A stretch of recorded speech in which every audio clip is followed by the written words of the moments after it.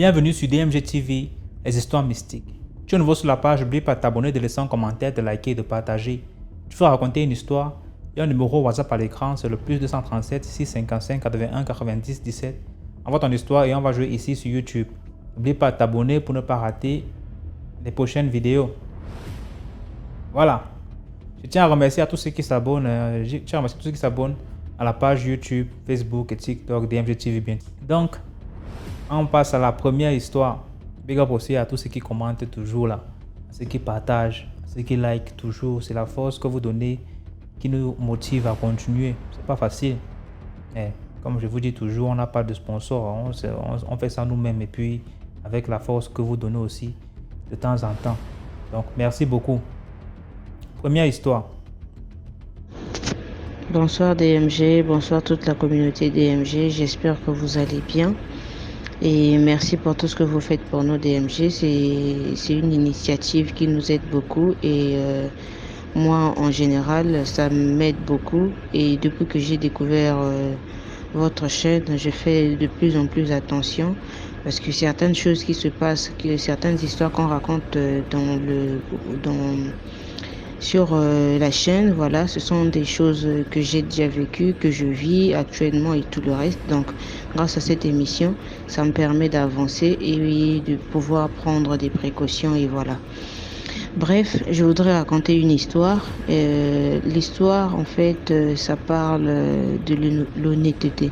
En gros, quand vous prenez quelque chose qui n'est pas à vous et lorsqu'on vous demande, ayez comment je peux dire ça? En fait, c'est mieux de dire la vérité. Non, c'est moi qui ai pris pour éviter que quelque chose vous arrive. Voilà. Ma grand-mère, une fois, on était, je pense, c'était le mois de, en tout cas en 2023 là, en mai, je pense. On est allé à la ville économique de Brazzaville, à Pointe-Noire. On avait un anniversaire et voilà, elle avait ses bijoux qu'elle avait portés, qu'elle avait acheté vraiment cher. Et quand on est rentré après l'anniversaire de ma tante, elle s'est rendue compte qu'elle ne retrouvait pas ses bijoux. Et là, elle a commencé à chercher dans toute la maison et tout, et elle n'a pas trouvé. Il fallait qu'elle appelle à ceux qui étaient restés à Pointe-Noire pour voir si les bijoux étaient restés dans la maison de là-bas. La dame qui travaille dans la maison, la ménagère, elle a fouillé dans la chambre partout et tout, et elle n'a pas trouvé. Et elle est venue à la maison, elle nous a posé les questions à tous, les ménagères, ceux qui vivent dans la maison et tout, qui a pris mes bijoux. En tout cas, nous tous, on a dit, les bijoux, le jour J, on avait vu qu'on avait remis ça, mais en tout cas, personne n'a pris ça. Elle était énervée, j'ai dépensé beaucoup d'argent sur ses bijoux et tout. Donc moi je vais appeler un monsieur parce qu'il y a un monsieur qu'elle appelle souvent. Dernièrement quand il y avait genre des vols à la maison, si quelqu'un vole l'argent, demande, la personne n'accepte pas. Là elle appelle le monsieur et quand le monsieur vient, il a un petit fil lorsqu'il met et ça attrape en fait le voleur. Tu vas dire non voilà si c'est moi et tout que le fil me sert voilà. C'est grâce à ce fil là qu'on a attrapé le voleur. Elle a dit je vais appeler le gars. Nous, on a dit, il n'y a pas de problème. Nous tous, on est là. Il faut appeler le gars qui vienne mettre le fil pour qu'on sache au moins qui avait pris les bijoux parce qu'on accuse tout et n'importe qui ici. Après, elle a dit, en passant, je vais vous raconter une histoire. L'histoire, c'était quoi? Elle avait une amie qui travaillait à l'aéroport, quelque chose comme ça. Et cette dernière, elle avait un fils. Et une fois, quand elle avait pris l'argent des billets, et quand elle a pris tout cet argent-là, il n'y avait que les euros, c'était pas les francs CFA. Donc il fallait convertir. On lui avait donné qu'elle aille garder ça. Et le lendemain, elle devait revenir avec. Je pense après, elle devait revenir avec pour qu'on emmène en banque et tout. Quand elle est arrivée avec à la maison chez elle, son fils, elle avait qu'un seul enfant. Et c'était son fils unique. Et son fils-là a pris l'argent que sa maman avait emmené. Quand la maman arrive, il y avait beaucoup d'argent. Quand la maman arrive, elle fouille, elle trouve pas l'argent. Elle demande à la ménagère qui a pris mon argent. La ménagère dit je ne sais pas. Elle appelle son fils. Elle dit mon fils, je suis ta mère. Si c'est toi qui as pris vraiment s'il te plaît, rends-moi cet argent. Excusez-moi, rends-moi cet argent-là. Le fils il dit vraiment maman je n'ai pas pris ton argent et tout. La maman dit bon d'accord. Comme personne n'accepte, elle a encore insisté. Elle a appelé son fils pour la deuxième fois. Elle a encore demandé maman comment tu peux m'accuser de ce genre de choses. Je sais que j'ai jamais fait ça et tout. La maman dit d'accord, moi je vais faire quelque chose. Et la chose que je vais faire, j'espère que la personne qui a pris l'argent va me rendre mon argent avant. Parce que quand je vais le faire, il n'y aura pas de retour en arrière. Elle avait une amie qui lui avait dit, comme tu as perdu l'argent, je connais une personne chez qui je peux t'emmener, qui peut t'aider à retrouver cet argent-là. Arrivé chez le monsieur lui dit, la personne qui a volé l'argent, quand je vais faire ce truc-là, son ventre va commencer à gonfler, jusqu'à ce qu'ils disent la vérité. Mais même s'ils disent la vérité, il va mourir. Il sera trop tard parce que moi, je ne pourrai plus rien faire. Je n'ai rien d'autre à faire. Elle a dit vraiment c'est beaucoup d'argent parce que j'ai demandé à tout le monde, personne n'accepte. Elle essaie de dire que c'était pas son fils parce qu'elle a insisté. Son fils lui a dit que c'était pas lui. Elle a dit vraiment papa, faites ce que vous allez faire. Elle a payé le monsieur. Faites ce que vous allez faire, que celui qui a pris l'argent de Troy, que je puisse découvrir l'essentiel, que je récupère l'argent de Troy. Parce qu'au travail, on commençait déjà à la menacer, il fallait qu'elle ramène l'argent de Troy et tout. Et on avait dit même qu'on devait la licencier parce que l'argent ne se faisait pas voir. Alors, le monsieur a fait ce qu'il devait faire. Quelques jours après, elle se rend compte que le ventre de son fils commence à gonfler. Elle a commencé à pleurer. Elle a dit, mais mon fils, moi je t'avais dit, je t'ai demandé, je t'ai posé la question à plusieurs reprises. Je t'ai dit, dis-moi la vérité, même si tu avais déjà commencé à utiliser l'argent, je pouvais prendre ce que tu avais et le reste, je pouvais me débrouiller pour rembourser ça. Mais tu n'as pas voulu me dire la vérité. Pourquoi tu as fait ça? La maman a commencé à pleurer. Parce que le monsieur lui avait dit que quand je vais faire ça, il n'y a pas de retour en arrière. Je ne peux plus rien faire. La personne va obligatoirement mourir. Alors elle est repartie voir le monsieur, s'il te plaît, fais quelque chose. Le monsieur dit, je ne peux plus rien faire. Je t'avais dit, je t'avais prévenu que je ne peux plus rien faire. Quand c'est parti, c'est parti. Finalement, son fils était mort. Le fils, le ventre a gonflé, paf. Après, il est mort. On l'a emmené à l'hôpital, on a fait des examens, on a fait tout pour sauver son fils, mais malheureusement. Donc elle était restée comme ça, sans enfant. Et son enfant est mort plutôt. Et du coup, elle est devenue, en fait, on l'a licenciée aussi, là où elle travaillait, elle avait tout perdu.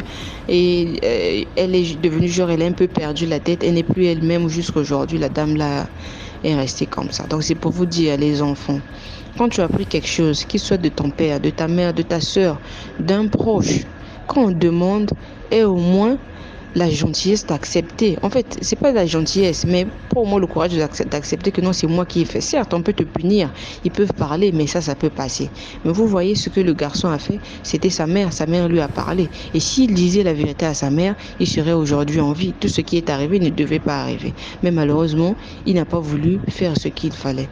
Vraiment, les amis, pensez à ça, prenez conscience. Quand quelque chose n'est pas à vous, l'idéal, c'est de ne pas prendre. C'est de laisser ce qui, ne vous appartient pas. Voilà un peu l'histoire que j'avais à partager. Je vous invite à vous abonner, de liker et de commenter massivement. Merci. Et bien des choses à vous. Bonne soirée et bonne journée. Ça dépendra de l'heure à laquelle vous allez suivre. Bye bye. Merci beaucoup pour l'histoire. Maintenant, on passe à la deuxième histoire. Bonjour, bonsoir à DMG, toute la communauté de DMG. Je vais vous raconter mon histoire. L'histoire c'est passé en Côte d'Ivoire, dans un village. C'est l'histoire de ma grande soeur qui a vu un esprit. L'esprit que nous on appelle Solodjan, on appelle ça en langue Solodjan, c'est-à-dire que l'esprit est très très grand. Et l'esprit crache du feu. J'espère que d'autres personnes l'ont vu aussi ou l'ont entendu parler aussi. L'esprit qui crache du feu, très très grand et qui crache du feu. Et pour l'histoire, on était au village, au campement même. Et il y a ma grande soeur, il y a la camarade de ma grande soeur qui se mariait en ville, au village plutôt. Et nous on était au campement. Et elle devrait forcément assister à ce mariage-là. Et elle demanda la permission aux grands-parents. Les grands-parents ont refusé, mais elle s'est entêtée elle a dit que forcément qu'elle voulait assister à ce mariage-là. Donc, vu qu'elle faisait des caprices, ils ont donné la route. Et au campement, au village, ça faisait 14 km. Et il se faisait déjà tard, il faisait déjà 18h, il faisait déjà nuit. Donc, mon grand-père a dit que non, on va voir au bord.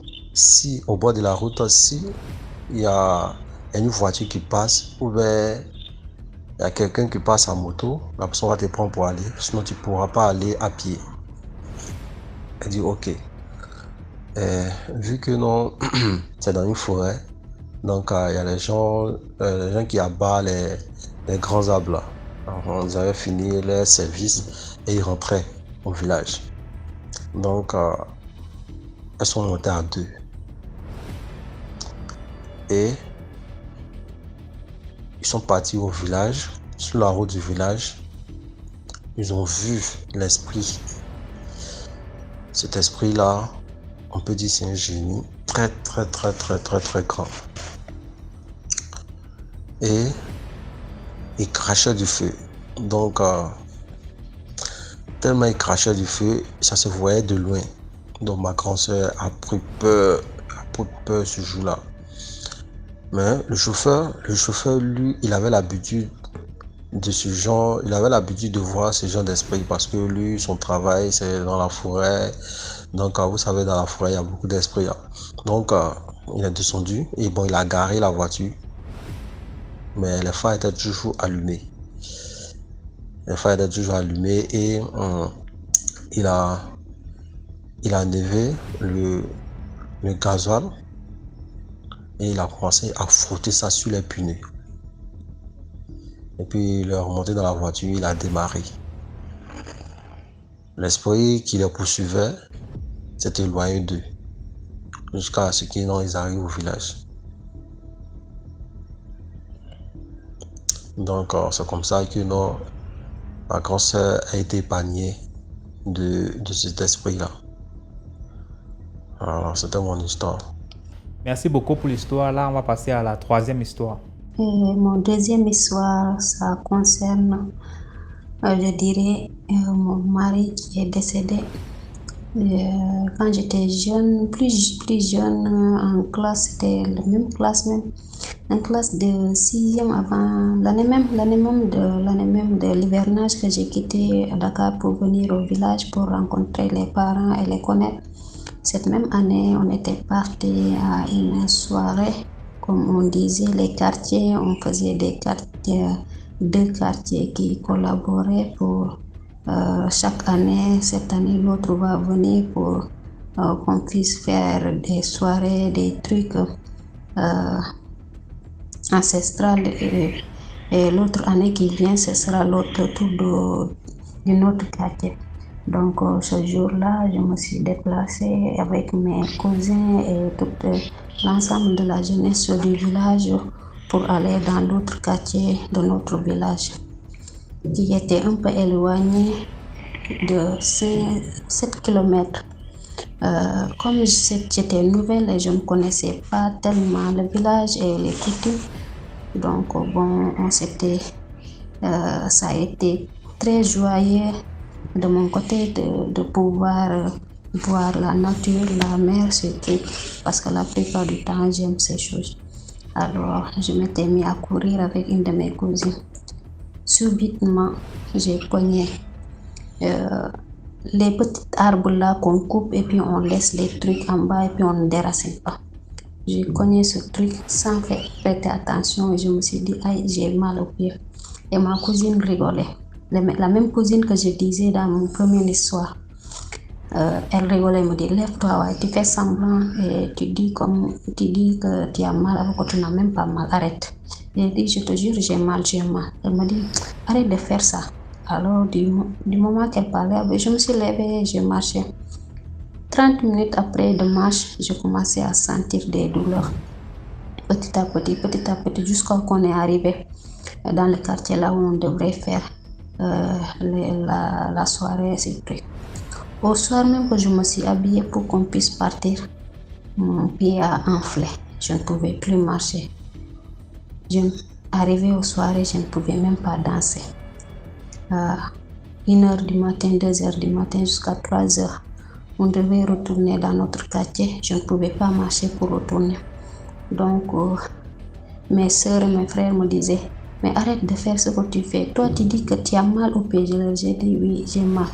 Alors, quand j'ai soulevé le pied, mon pied était tellement enflé, alors je ne pouvais pas partir. Donc, ma copine là où j'ai logé, qui est aussi une cousine éloignée, m'a proposé de dormir chez elle ce jour-là et pour 2 jours et puis pour le temps que mon pied soit guéri. Alors, toujours 3 jours après, j'ai vu que ça apaisait, donc je suis retournée dans notre quartier. Mais en retournant, je ne pouvais pas marcher parce qu'il y avait toujours des douleurs qui m'empêchaient de poser le pied. Donc, il y avait 2 garçons qui m'ont proposé de m'accompagner jusqu'au village, comme c'était 7 km et c'était un peu loin. Donc, les 2 m'ont proposé de me porter sur leur dos pour m'amener jusqu'au village. C'est comme ça qu'ils ont fait jusqu'à arriver au village. Ils m'ont déposé, on est arrivé presque 20h. On est arrivé à 20h parce qu'on avait quitté à 14h. Vu qu'on marche et quand je suis fatiguée, je leur dis de me déposer pour que je m'assoie un peu. Donc on a dû prendre un peu de temps avant d'arriver. Alors, mon père a demandé à ces garçons, qu'est-ce que vous voulez que je vous donne en guise de récompense pour le bienfait que vous avez fait à ma fille. Ils se sont dit tous les 2, non, on ne veut rien. C'est notre cousine, on a le droit de l'aider. Donc, mon père leur a dit, comme vous êtes 2, je ne peux pas donner à l'autre quelque chose et l'autre, je la laisse. Donc, entre vous 2, si je prends une chèvre, je donne à l'autre. Le plus grand va prendre comme épouse ma fille. Ils ont dit si la fille accepte, bon, nous aussi on acceptera. Du coup, mon père m'a demandé, je lui ai dit oui, j'accepte. S'il accepte de se marier avec moi, j'accepte, mais c'est pas maintenant, ça sera d'ici des années. Alors, on s'est mis d'accord sur ça. Du coup, toute la famille, tout le monde me disait, oui, ton mari, c'est truc et fait avec ça. Jusqu'à que j'ai atteint en classe de 4e, jusqu'à que je suis sortie du village et la drame qui s'est suivie de l'école, tout ça. Je suis partie à Ziguinchor, une des régions du Sénégal. J'ai continué mes études là-bas et que je suis retournée à Dakar après mon bac. Finalement, comme les études, j'ai pas pu continuer avec toutes ces difficultés que j'ai rencontrées. Donc, j'ai commencé à faire du travail. Un jour comme ça, bon, je devais descendre le week-end pour retourner chez moi. En route, je me suis dit que j'avais me déplacer pour rendre visite à un ancien copain. Parce que le dimanche, j'aurais pas le temps. Donc, je suis partie rendre visite à ce copain et en revenant, je suis rentrée chez moi. En route, je me suis égarée. J'ai pris un taxi, j'ai pris la route. Après que le taxi m'a déposé pour venir chez moi, je me suis égarée. Je ne sais même pas ce qui m'est arrivé. J'ai marché l'opposé du chemin que je prenais. Le chemin que je prenais était tellement dangereux parce que la plupart des agresseurs de notre zone, c'est là-bas qu'ils se rencontraient. S'ils veulent faire des choses maléfiques, c'est là-bas qu'ils le faisaient. Donc, du coup, j'ai marché. Il y avait des garçons qui m'attaquaient. Qu'est-ce qu'il y a? Tu t'es trompé de chemin? Ou bien tu es celle les filles qui se vendaient? Je ne les répondais même pas. Parce que là où je marchais sans comprendre est-ce que je marchais comme ça, comme quelqu'un qui n'avait pas un esprit. Du coup, il y a un garçon qui s'est pointé devant moi comme ça.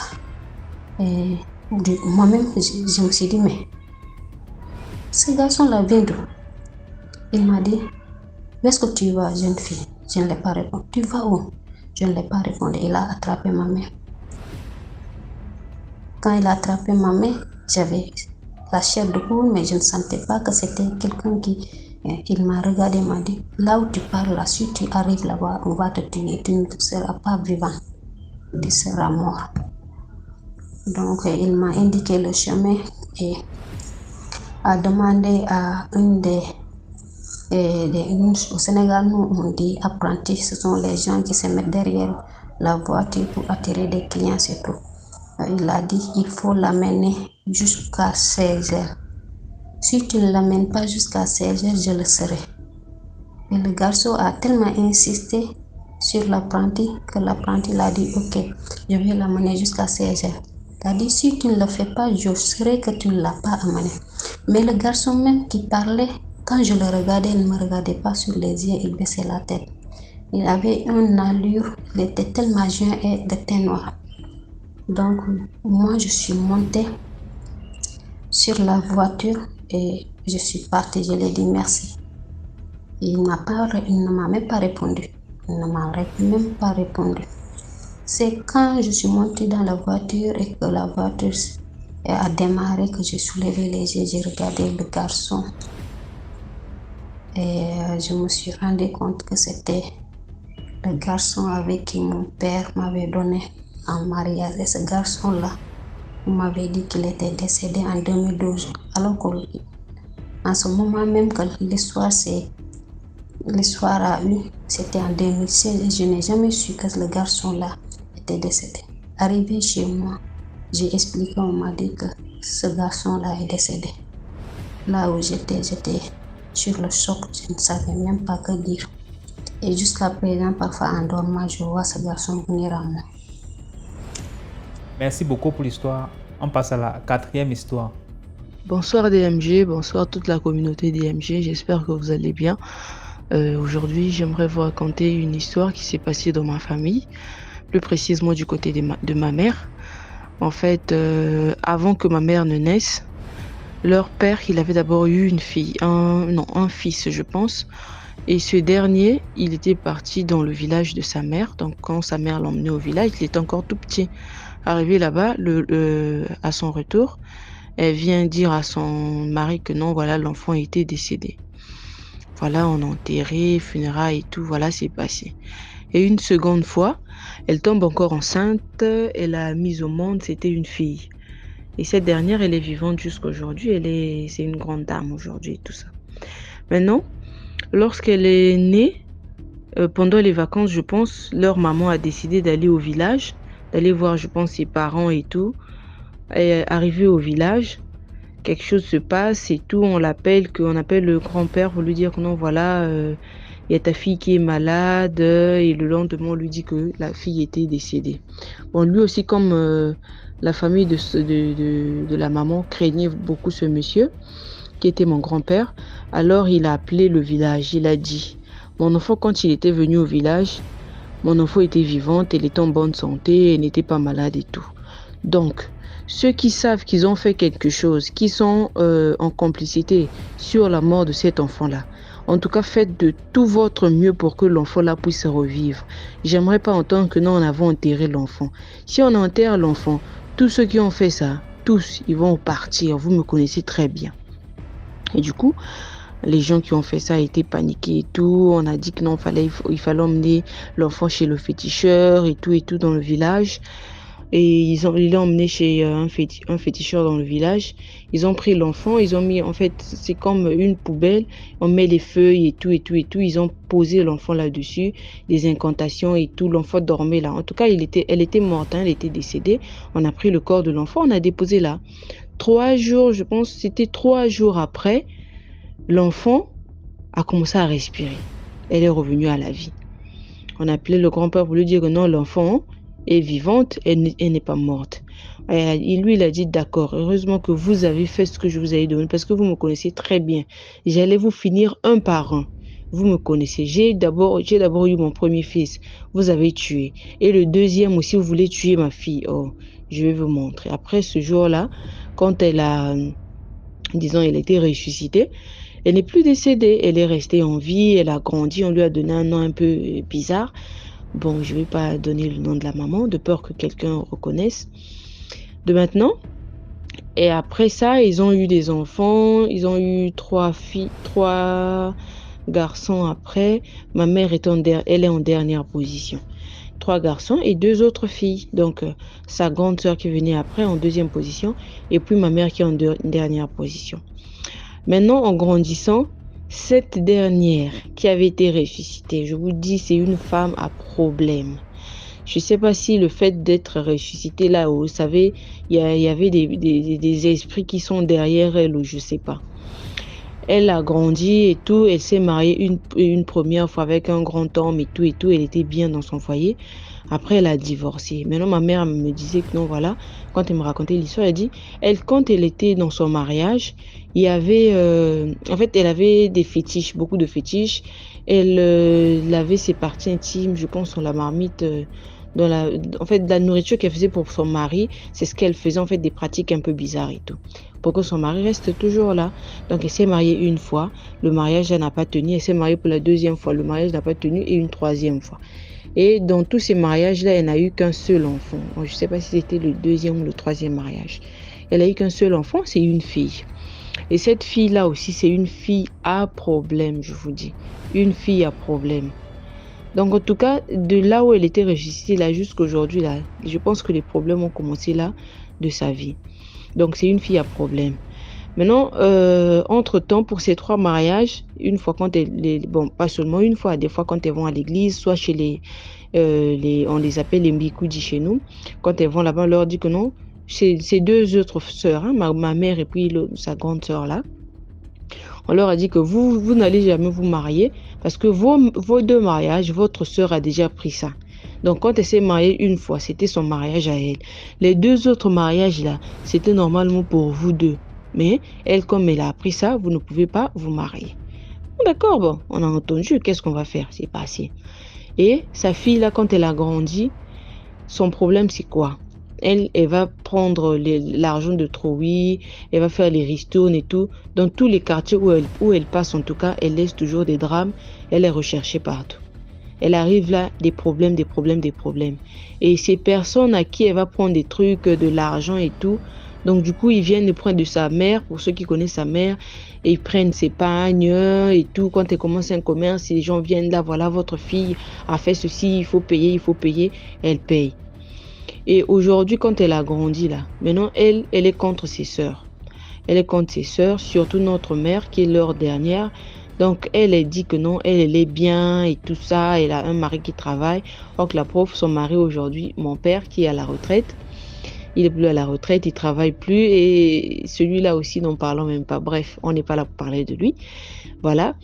Donc, elle, qu'est-ce qu'elle fait? Elle est là parler partout. Voilà, ma sœur et tout. Et il y a ma grande sœur, notre aînée. Quand elle a eu à connaître ses hommes et tout, elle est tombée sur un gars avec qui elle était. Ils ont eu un enfant. C'est sa première fille. Et lorsqu'elle était avec ce dernier, elle était souvent derrière elle. Tu vois, elle va venir chez elle. Quand elle était enceinte, elle vient s'allier d'amitié avec le mari, le père de l'enfant de ma sœur aînée. Ils sont devenus amis et tout. Elle a eu à mettre au monde. Le gars a fui, il l'a laissé. Ma sœur avec l'enfant. Et l'enfant avait, je pense, 3 semaines. Il est parti. Bon, elle, comme elle travaillait, l'enfant vivait avec nous. Et elle a toutefois, elle venait prendre l'enfant. Non, donnez-moi l'enfant, elle va rester avec moi 1 semaine. Parce que le papa de l'enfant venait déposer les trucs là-bas, les vivres, elle donnait à manger, il donnait l'argent et tout. Donc, elle voulait bénéficier de tout ça. Bon, ma mère aussi, c'est une personne qui est, disons, je peux dire, elle est un peu timide et cool. Et d'un coup, elle respecte ses grandes sœurs. Pour elle, elle se disait que bon, c'est ma grande sœur, hein, même si l'enfant va là-bas, c'est sa grand-mère aussi, ça cause pas problème. Donc l'enfant partait là-bas, même 1 mois et l'enfant est là-bas, son papa passait là-bas. Or, ils ont en fait, je sais pas, le papa de l'enfant là, je pense c'est un féticheur, quelque chose comme ça. Et elle, ils s'entendaient très bien dans le mysticisme, je sais pas comment ils faisaient. Avec le temps, l'enfant est revenu chez nous, elle était toujours là derrière. Donc, quand il y a un problème dans la famille, même si vous lui dites pas, dès qu'elle va apprendre ça, elle va vous faire des problèmes. Elle va commencer à parler, Et là, aujourd'hui, ma grande sœur, là, s'était séparée avec le monsieur. La fille a grandi, elle a eu 8 ans. L'enfant vivait avec ma mère. Et à un moment donné, son père a réclamé que l'enfant vient de passer des vacances, or qu'il ne s'occupait pas de l'enfant. C'est ma sœur qui faisait tout. Et après, arrivée là-bas, eux, ils continuent à causer avec la grande sœur de maman et tout, quand il y a un problème là avec l'enfant. Donc, ils maltraitaient l'enfant avec sa nouvelle femme. Elle n'allait plus à l'école. On dit que l'enfant est bête et tout, et tout, et tout. Elle n'est pas intelligente à l'école. Voilà, voilà. Et il y a la femme de ce dernier qui emmène l'enfant à la prière. Arrivé là-bas, on dit que non, voilà, à la prière, on nous a dit que il y a sa grand-mère qui vient la chercher le soir pour aller sortir la nuit, pour aller voler et tout, et tout, et tout. On a appelé maman, donc le papa de l'enfant appelle maman pour la première fois pour me dire que non, voilà, là où on est là, moi je suis allée quelque part avec l'enfant, on m'a dit que l'enfant c'est une sorcière, c'est ta grande sœur, votre aînée, qui ensorcelle ma fille, qui vient la prendre la nuit pour aller faire la sorcellerie et tout. Elle a dit, comment ma grande sœur peut aller apparaître là? Bon, dans la famille, on sait qu'elle a des sales comportements et tout. Les gens ont dit, on peut pas s'en douter, mais bon, qu'est-ce qu'on va faire? Le papa dit qu'il faut envoyer l'argent pour traiter l'enfant. La maman de l'enfant a dit, notre grande sœur, elle a dit à maman, non, n'envoie rien là-bas. Moi, je sais ce qu'il cherche, il est sûrement en train de chercher l'argent. Voilà pourquoi il veut mettre ce genre de choses sur la tête de mon enfant. Après, il appelle encore que non, c'est pas votre grande sœur, c'est une autre sœur. Donc, la sœur qui venait après, donc disons la deuxième. Après, c'est maintenant elle, non, c'est elle qu'on est en train de voir. La nuit, elle vient prendre l'enfant à la sorcellerie et tout, et tout, et tout. La nuit, elle sort. Ma femme même ne peut plus dormir à la maison. Elle a peur que cette dernière puisse initier ses enfants. Moi, si c'est le cas, dans ce cas, renvoyez-moi ma petite fille. Je suis habituée avec elle. Je vais l'emmener à la prière. On va délivrer l'enfant. Il ne voulait pas. Quelque temps après, c'est maintenant que non, voilà, c'est toi-même, sa grand-mère, c'est toi qui l'ensorcelle, c'est toi qui viens prendre l'enfant. Et tout, c'est toi qui sors avec l'enfant. On a dit, c'est maintenant moi la sorcière, c'est plus les autres. Ok. Et elle a dit, bon, moi je vais aller quelque part, je vais chercher à ce que l'enfant la revienne. Elle est allée voir un monsieur, disons, on peut les appeler, toujours Mbikoudji et tout. Il lui a expliqué ce qui se passait. Il a dit, mais moi je veux que l'enfant revienne. Qu'est-ce qu'on peut faire? Il a dit, moi je peux faire quelque chose. Je pourrais faire un truc et tout. Et là-bas, le papa ne pourra plus supporter l'enfant. Il sera obligé de te renvoyer l'enfant, vu qu'il ne veut pas te donner l'enfant de son propre gré. Et elle a dit, il faut payer l'argent, il faut donner ceci. Et donc, elle a donné tout ce qu'il avait demandé. Après quelques temps, c'était des problèmes. Votre fille, elle me cherche des problèmes. Elle m'a cassé la télé et tout, et tout, et tout. Nous, on priait seulement. Moi, je priais là où j'étais. J'ai dit vraiment, Seigneur, permets à ce que l'enfant la revienne. Et après, finalement, il décide d'aller remettre l'enfant. Il ne vient pas remettre l'enfant chez ma mère, il va remettre l'enfant chez la grande sœur de ma mère, leur aînée là. Arrivé là-bas, et la grande sœur de ma mère fait quoi? Elle lave le cerveau de l'enfant. Que non, ta mère, c'est une fille comme ça et tout. Elle sortait avec les hommes n'importe comment. C'est ton père qui a pris soin de toi depuis longtemps. Ta mère ne t'a jamais aimé et tout. En fait, il a dit toutes sortes de choses à dire à un enfant. Bon, elle a maintenant 11 ans aujourd'hui. Elle a maintenant 11 ans. Donc, elle a même arrêté l'école quand elle était chez son papa. Il disait que non, voilà, tellement qu'elle est bête et sa sorcellerie là, elle ne peut plus rien faire à l'école. Elle n'est plus intelligente. Et elle aussi, comme c'est ce qu'on lui a fait, on lui a dit, on lui a lavé le cerveau là-bas. Ce jour-là, elle dit que non, voilà, aujourd'hui, l'enfant là doit retourner chez sa mère, pas chez sa grand-mère. Or, c'est un plan entre le papa de l'enfant et la grande soeur de ma mère là. Et ma grande sœur aussi a dit, moi je ne peux pas recevoir l'enfant. L'enfant a toujours vécu avec ma mère et il ne va pas venir chez moi. Moi je ne sais pas ce que vous avez fait sur l'enfant, partout vous êtes partis là. Donc moi je ne peux pas accepter qu'elle vienne là où je vis avec mon mari. Et puis mon fils, parce qu'elle a eu un autre enfant après.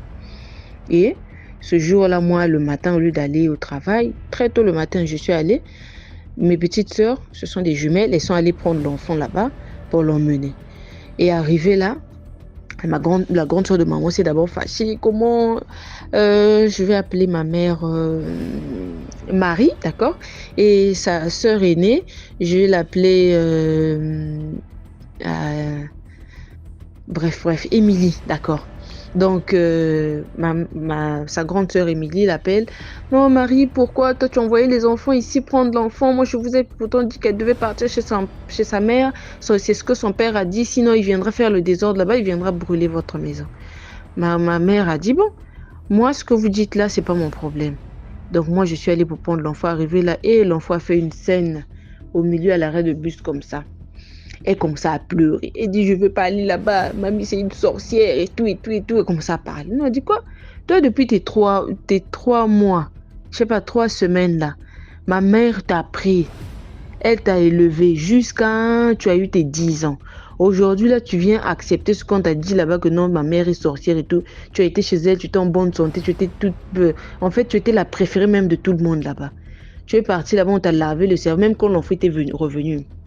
Elle avait maigri, elle était devenue donc, hein, je sais pas. Après, j'étais obligée d'appeler ma grande sœur. Elle est venue, elle a commencé à s'énerver là. Comment l'enfant peut faire ceci? Elle dit si c'est le cas, laissez-la retourner chez sa grand-mère là-bas, là où elle était.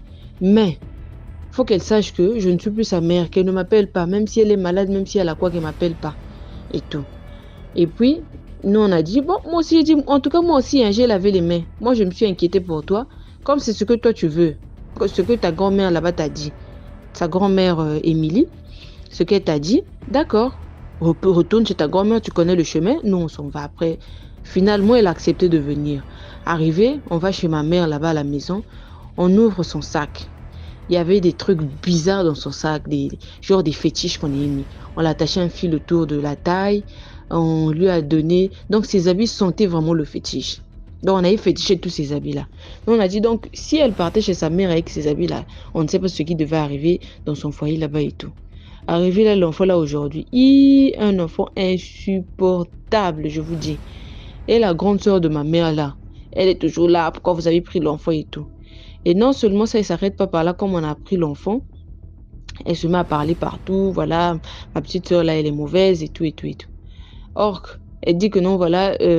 Donc, en tout cas, ma mère n'est plus en bonne santé. À chaque fois, elle est malade. Elle tombe malade, de la tension et tout. La pauvre, elle essaie de se débrouiller. Et autant auparavant, elle les vendait. Elle avait un restaurant, ça marchait bien. Mais depuis là, depuis que sa grande soeur a commencé ces histoires-là, en tout cas, rien ne marche chez elle. Elle fait ceci ou ça marche pas. Elle fait cela ou ça marche pas.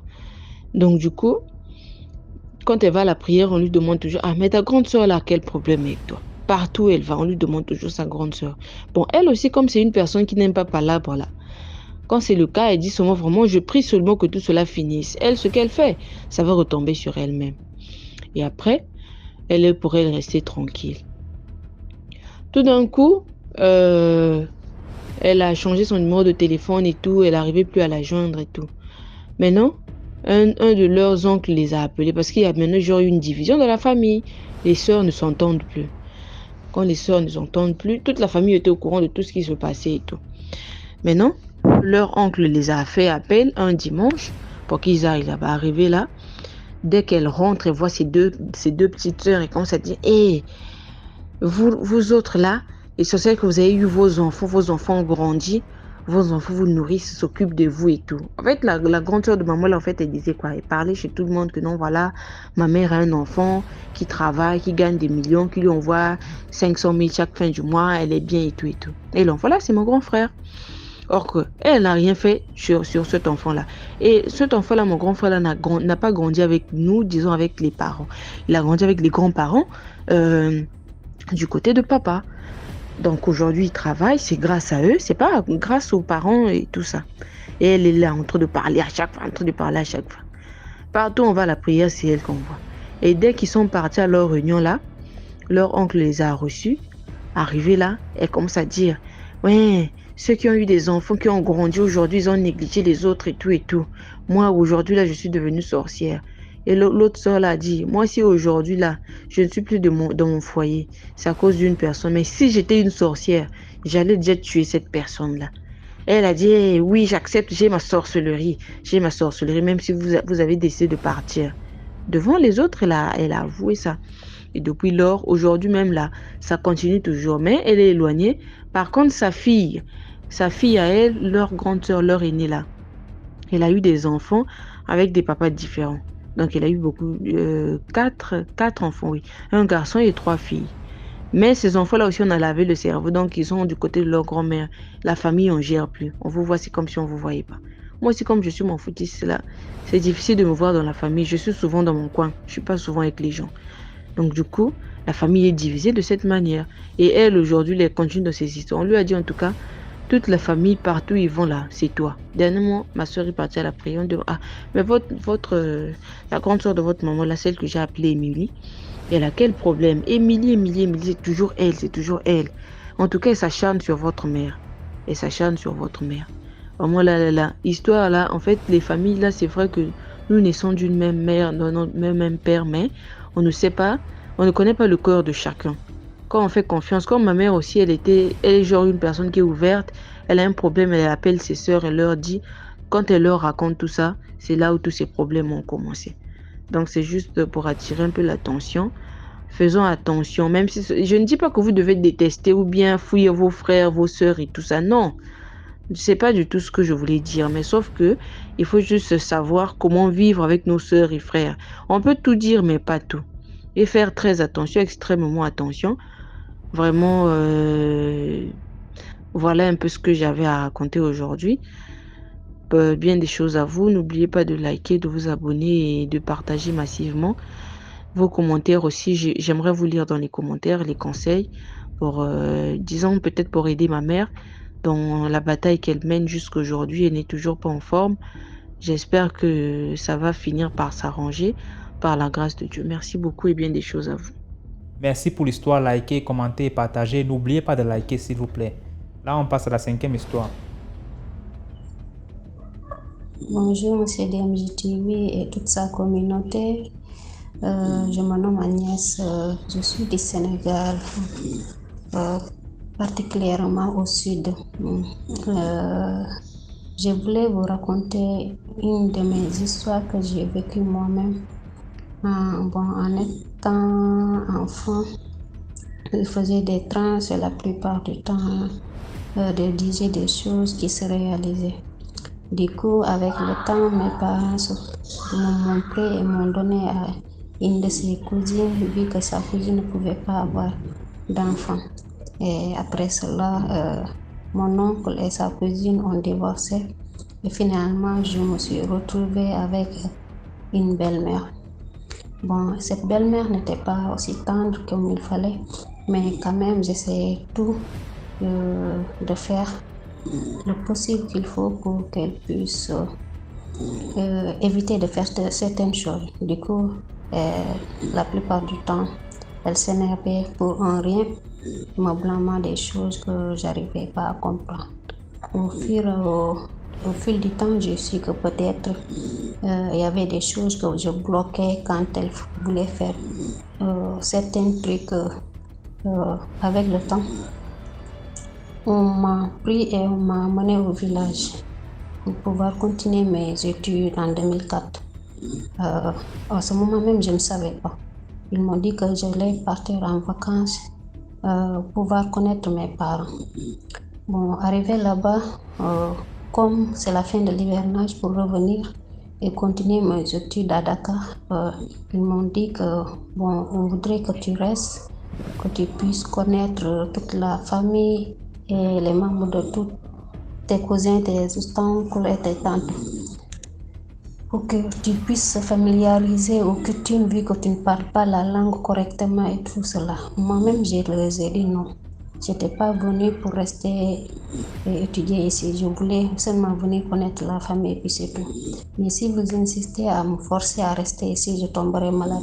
Du coup, les gens de la famille se sont mis à rigoler. Ils m'ont dit, t'as une fois vu quelqu'un qui est venu ici et est tombé malade, toutes ces choses. J'ai prévenu à mon père en lui disant que si vous insistez, un jour je tomberai malade. Et si je tombe malade, pour me guérir, ça sera difficile. Ils ont insisté, alors je suis restée et j'ai étudié là-bas. 1 an, première année en 6e et 2e année en 5e. J'ai commencé à faire des rêves terribles. Parfois, je me trouvais au bord de l'eau, parfois j'étais dans l'eau, parfois je voyais des gens qui se regroupaient à manger la nuit, toutes ces choses. Du coup, je ne disais pas à personne. Je me taisais, j'essayais de prier, de garder mon sang-froid, vu que la plupart du temps, j'avais ma Bible, que ce soit à l'école, que ce soit à la maison. Donc, du coup, avec le temps, 1 an, 2e année, en classe de 4e, cette fois-ci, ça s'est bien révélé. Bon, il y avait un garçon qui était en classe de 3e, moi j'étais en 4e à ce temps. Il s'est éloigné pour aller voir le féticheur du village le plus grand, pour lui dire que ces temps-ci, je rêve ça et ça et ça. et les enfants du village sont en danger. Il faudrait prendre le contrôle, sinon ça ne va pas aller. À ce même temps, 2 jours après, je me suis cognée au pied en jouant du foot avec des garçons qui habitaient chez nous. Donc, on m'a indiqué, c'est ce garçon même qui s'est déplacé chez ce féticheur pour lui dire qu'il avait fait des rêves. Arrivé là-bas, le garçon, quand je suis arrivée, m'a accueilli avec des bras ouverts en me disant comment tu vas. La façon dont le garçon me parlait et me saluait, tout ça, a été très étrange vu que je ne le connaissais pas, mais sa façon de réagir avec moi montrait comme si il me connaissait depuis. Donc il m'a dit tu as mal au pied, où est-ce que tu as mal, tout ça. Je l'ai expliqué, il a pris soin de moi. Il m'a tiré le pied, a fait tout ce qu'il fallait. Du jour au lendemain, le garçon de temps en temps venait à la maison pour me visiter et voir comment j'allais. Mais je ne pouvais pas savoir qu'il y avait quelque chose en moi qui l'indiquait qu'il devait se rapprocher de plus en plus de moi. Donc, avec le temps, 1 mois, 2e mois, à l'école, il y a eu des révélations, puis un des dames, je dirais une des parents d'élèves qui s'est déplacée pour dire au féticheur que elle aussi a vécu ces choses que ce garçon a dit. Donc, toutes les femmes du village se sont venues d'accord, sont déplacées pour faire des choses traditionnelles à l'école. À ce jour-là, le moment venu même, moi-même j'étais là en classe et j'ai entendu des cris, des trucs comme ça.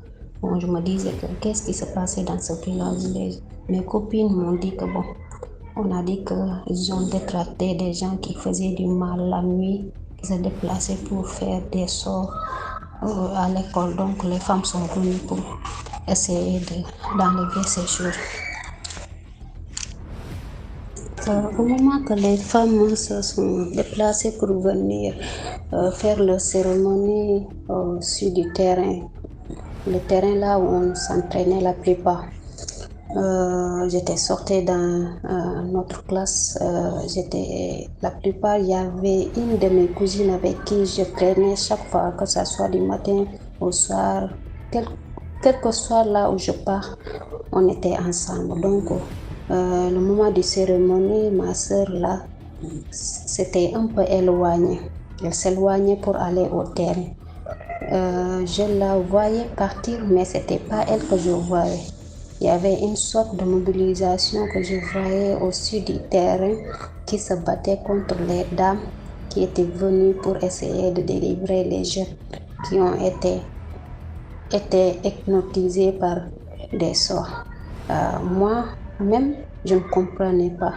Je me suis dit que attends, je vais m'approcher de ma cousine pour essayer de tirer sa main et de ne pas la laisser partir, parce que si je la laisse partir, elle risque de ne plus revenir.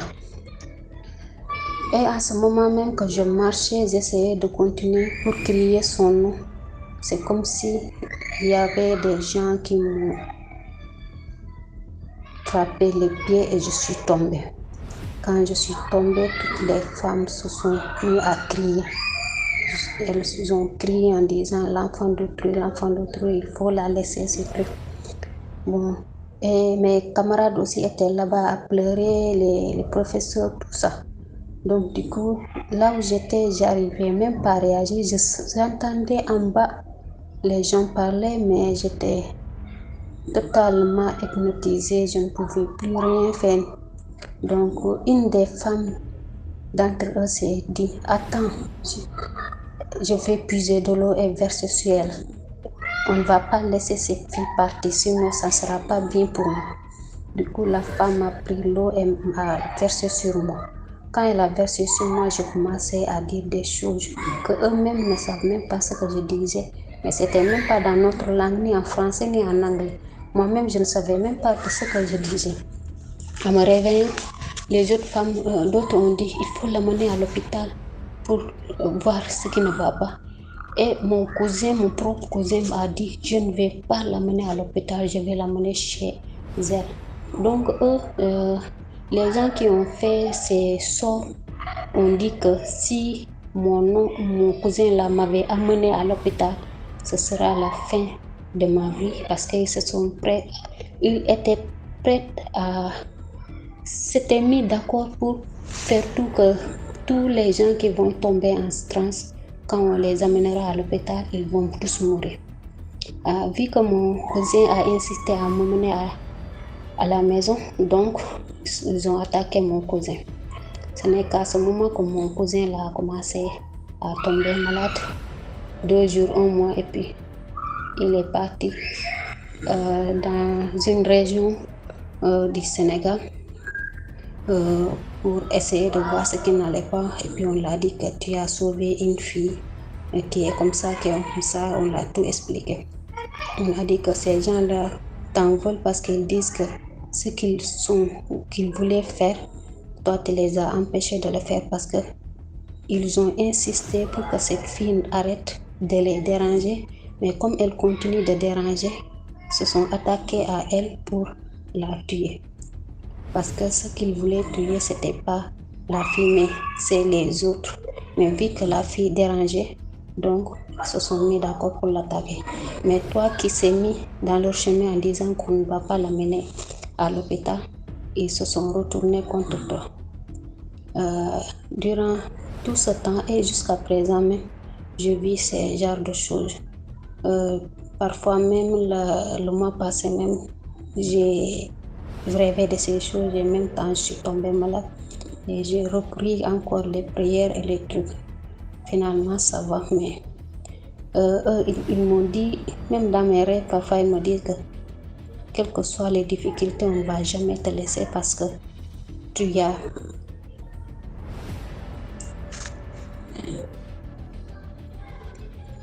détruit tout ce qu'on avait planifié depuis des années et on ne va jamais te laisser la vie tranquille tant que tu n'auras pas accepté de faire partie de nous parce que tu as un grand rôle, un grand statut à gérer puis tu ne veux pas le faire. Je ne savais même pas quel genre de statut qu'il demandait parce que moi-même je ne comprends pas quel est le privilège que j'ai pour pouvoir diriger ces gens qui font des choses maléfiques. Donc du coup, jusqu'à présent, je vis ce genre de choses. Merci beaucoup pour l'histoire. Maintenant, on passe à la 6e histoire. Likez, commentez, partagez. Bonjour DMG. Bonjour toutes les communautés DMG. Je vais raconter mon histoire à moi-même DMG. Avant ça, je te remercie vraiment tout ce que tu es en train de faire. Ça nous apprend beaucoup de choses. Tu ne sais pas comment ça nous montre beaucoup de choses. Depuis longtemps, je te suis. Vraiment, je t'encourage encore pour faire ce que tu es en train de faire là, quoi. Bon, DMG, je vais raconter mon histoire à moi-même, mon propre histoire. C'était passé en 2018. Bon, je travaille chez un boss. Bon, je suis au Gabon, à Port-Gentil. Je suis un Burkinabé au Gabon, à Port-Gentil. Voilà, donc je travaille chez un boss en tant que gardien de la nuit et les jours. C'est-à-dire, j'ai fait le gardiennage, mais j'ai resté à la maison de la personne, ses boss en même temps, quoi. Sa femme n'était pas avec lui.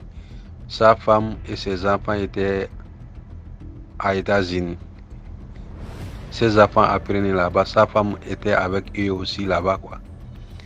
Mais il vient de temps en temps les vacances, 2 mois, 3 mois, y retourner. Bon, j'ai fait 5 ans avec les boss là. En 2018, les 5e année, en 2018, ils nous payaient 200 000 par mois. Moi, avec les autres gardiens qui étaient dans l'autre maison ailleurs. Bon, quand moi j'étais d'abord parti au pays pour aller faire quelques mois là-bas, je suis retourné. Quand je suis retourné, j'ai fait un mois. Le deuxième mois, sa femme, c'était le moment de retour de sa femme et ses enfants aussi, quoi. Comme il vient faire vacances souvent. Bon, sa femme, le mois est arrivé. Tout d'un coup, sa femme nous a appelé et nous donné 100 000 au lieu de 200 000, quoi. Sans nous prévenir. Sans nous dire que le mois prochain, je vais vous payer tant. Il nous a donné carrément les moitiés de notre salaire. Ça m'a fait vraiment mal. J'avais les bons partout. Comme ça, quand elle m'a fait ça, ça m'a fait vraiment mal. Bon, moi, j'ai continué à travailler. Elle a dit, je lui ai demandé d'abord, elle a dit que celui qui ne veut pas travailler comme ça à 100 000, il n'a qu'à laisser. Donc, moi j'étais en train de travailler en attendant avant de trouver une autre. Bon, elle est retournée avec son mari cette fois-ci, avec ses enfants aux États-Unis. Il n'y a que moi seul qui était à la maison et la ménagère vient de temps en temps. Donc quand elles sont parties, comme moi, on me garde la clé aussi. Moi aussi, je suis rentré dans leur maison et dans leur cuisine, quoi, pour prendre les assiettes, les couteaux, les marmites, les choses qu'on peut faire les brochettes avec, quoi. J'avais l'idée de faire les brochettes maintenant, comme je vois que le travail est en train de arrêter, quoi. Avec les gestes, avec ce qu'ils font, ça signifie que ce n'est plus bon, quoi, en fait. Bon, j'ai trouvé une idée de commencer à chercher la place pour faire les brochettes. Bon, j'avais un peu d'argent aussi, mais c'est pas beaucoup. Je prends quelques assiettes avec les couteaux, avec les petits haches, avec les choses qu'on fait les brochettes avec, en fait, pour aller chercher les places. En même temps, quand moi je me suis déplacé, quand la ménagère vient souvent, je déplace. Un jour, la ménagère est venue, en fait. Je me suis déplacé pour aller, bon, pour sortir, quoi. La ménagère est rentrée dans ma chambre, comme elle fait souvent aussi. Elle est rentrée dans ma chambre, ça ne me dérange pas, quoi. Bien, quand elle a vu les assiettes avec les choses là, elle a appelé au patron. C'est moi je suis en train de voler ces choses, tout ça. Ouais, c'est vrai, normalement, c'est pas bon. On ne doit pas rentrer dans la maison des patrons pour prendre quelque chose qui n'est pas pour nous. C'est normal. Mais le fait qu'on m'a fait ça, ça m'a bouleversé, quoi. Bon, je lui ai dit que oui, j'ai pris les assiettes avec les choses dans la cuisine. Bon, maintenant, le patron est venu 2 semaines après. Après, il nous a appelé qu'on part. Je suis rentré dans la voiture, la ménagère est rentrée. On est parti là où il travaille, au Nouveau Port. Normalement, au Nouveau Port, son bureau est là-bas aussi. Il y a un gendarmerie là-bas. Il m'a amené là-bas en même temps. On a parlé. Bon, quand on a parlé là-bas, le fait que je n'avais pas les papiers d'ici, 4 séjours d'ici. Bon, on m'a amené au château. On m'a amené d'abord au tribunal. On a parlé devant un procureur. Après, on m'a amené au château pour 1 mois à cause du manque de 4 séjours. Donc, avant ça, on m'a dit, quand j'étais en prison, on m'a dit qu'il faut que j'ai payé, j'ai remboursé d'abord les boss, sinon je ne sors pas. Bon, comme j'avais un peu d'argent que j'avais dehors, mes frères sont prend ça pour rembourser 150 000, pour payer 150 000 pour les boss là. Bon, un mois, on m'a fait les jugements quoi. On m'avait fait les jugements. C'était 1 mois de prison. Bon, et 1 mois est fini. Avant que le 1 mois est fini, on m'a dit quand les 1 mois, ça restait 6 jours quoi, on m'a dit de payer 150 000, sinon je ne sors pas après. Après, j'ai payé 150 000. Mes frères ont payé 150 000. Après, et 1 mois est complété, je suis sorti. Quand je suis sorti, je suis parti travailler chez un lavage camerounais.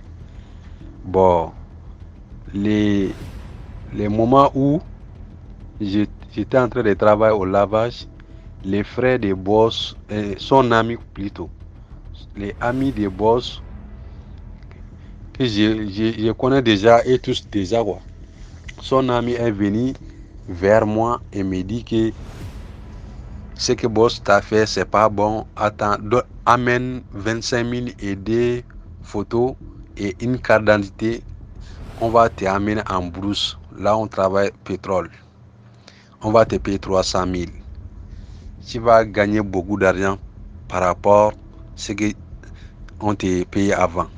Mais il faut pas dire ça à boss. J'ai dit que ok. Donc après j'ai essayé de travailler un peu pour chercher 25 000 et des photos pour venir lui donner. Quand il est venu, je lavais son voiture souvent. Je lui ai donné. Après il est parti. Il m'a pas appelé. Jusqu'à aujourd'hui il m'a pas appelé. Mais tout d'un coup, je vois les gens qui sont en train de me suivre. Tu vois non? Je vois les gens sont en train de me suivre comme si ils baillent. Quand ils baillent, il ouvre la bouche, il baille et pousse avec, et fait la main vers moi comme ça. Il baille, d'autres me fait les doigts, tordent les doigts pour vers moi. Après ça m'a réfléchi beaucoup. J'ai commencé à prier maintenant, sérieusement. Puisqu'avant, je ne priais pas comme avant. J'ai prié, mais j'ai augmenté en fait. Je suis musulman normalement.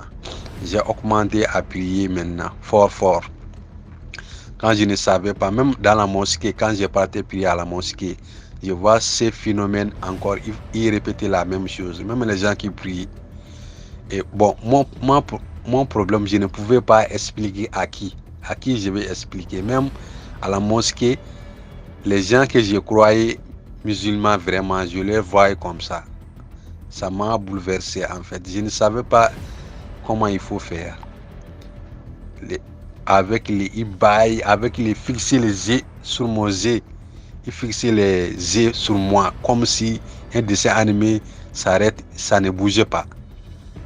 Ça m'a fait vraiment les choses et réfléchir. Les autres ont un petit téléphone à la main. Dès que je sors, il fait comme s'il appelle.